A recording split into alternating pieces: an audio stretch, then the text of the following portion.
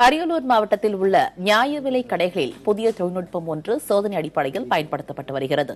முறைகேடுகளை தவிர்க்க உதவும் அந்த தொழில்நுட்பத்தை வரவேற்கும் பொதுமக்கள் சில சிக்கல்கள் இன்னும் நீடிப்பதாக புகார் கூறுகின்றனர்.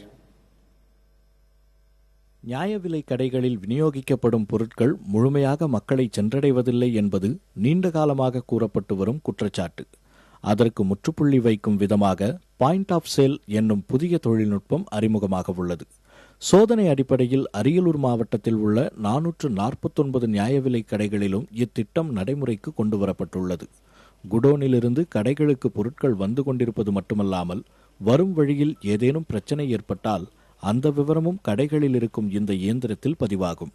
அதோடு குடும்ப அட்டைதாரர்களுக்கு வழங்கப்படும் பொருட்கள் விவரம், அளவு, விலை, மொத்த தொகை, வாங்காமல் பாக்கி உள்ள பொருட்கள் போன்ற விவரங்களும் பதிவு செய்யப்பட்டு அட்டைதாரரின் கைபேசிக்கு குறுந்தகவல் மூலம் தெரிவிக்கப்படுகிறது. வரவேற்கத்தக்க தொழில்நுட்பமாக இருந்தாலும் குறிப்பிட்ட சில பொருட்கள் மாதந்தோறும் கிடைப்பதில் சிக்கல் நீடிப்பதாக பொதுமக்கள் கூறுகின்றனர்.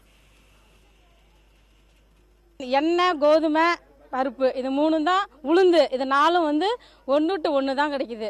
அது இப்போ ஒரு ரேஷனில் 1300 கார்டு இருக்குதுன்னா ஒரு 600 கார்டுக்கு தான் கொடுக்குறாங்க. வருது அங்கேருந்து பொருள் வரதே 600 கார்டு தான் வருதுன்றாங்க.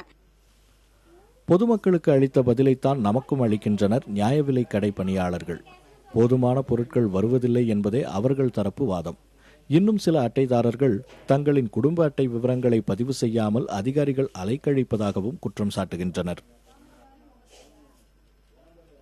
இது மாதிரி பொருள் வாங்குறதுக்கு எஸ்எம்எஸ் கார்டு வரும்னு சொன்னாங்க. அது வரல. அப்புறம் ஒரு மாசமா நான் அலைஞ்சிட்டு ரேஷன் கார்டில் இருக்கிறப்ப ஆதார் அட்டை எடுத்துட்டு அதை ஜெராக்ஸை கொண்டு வர சொன்னாங்க. நான் ஜெராக்ஸ் எடுத்துட்டு வந்தேன்.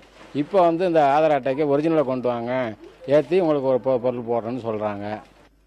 சோதனை அடிப்படையில் கொண்டுவரப்பட்டுள்ள புதிய தொழில்நுட்பம் என்பதால் இதுபோன்ற சிறு சிறு பிரச்சனைகள் கண்டறியப்படுவதுடன் குடும்ப அட்டைதாரர்களுக்கு ஏற்படும் சிக்கல்களும் விரைவில் களையப்படும் என்று எதிர்பார்க்கலாம்.